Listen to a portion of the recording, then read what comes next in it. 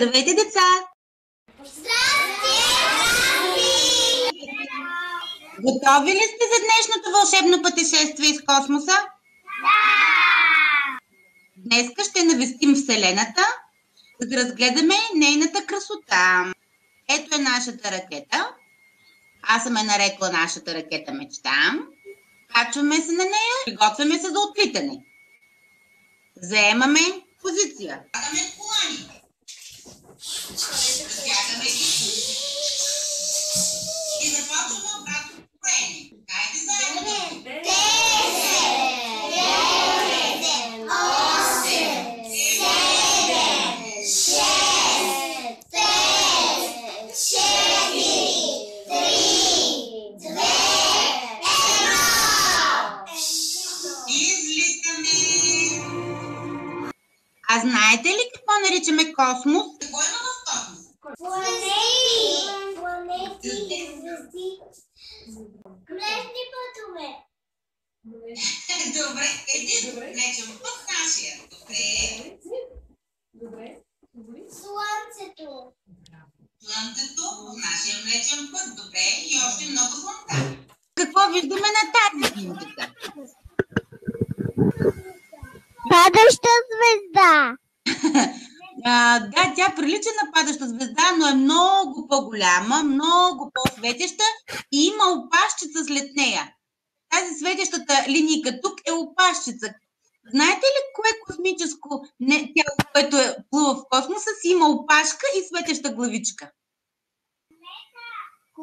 Кометата! Точно така. Какво виждаме на тази картинка? Космонавти. Космонавти, точно така. Космонавтите могат ли да отидат до космоса? Да. А с какво отиват до космоса? Ракета. С шувалкови ракети. Точно така. Кой е първият космонавт, който е излетял в космоса?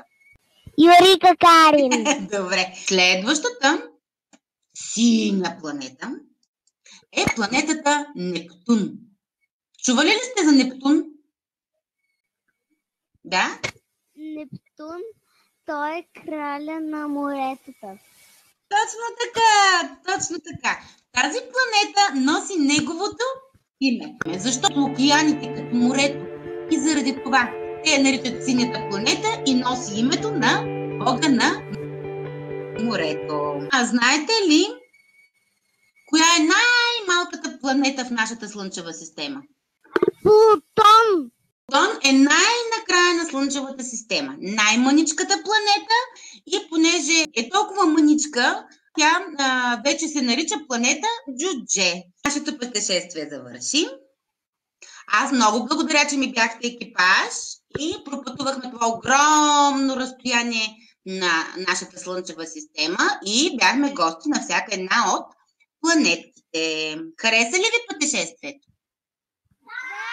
А сега за вас ще има една задачка за качка. Ето какво ще си направите вие. Една ваша Слънчева система, която да краси стаята ви.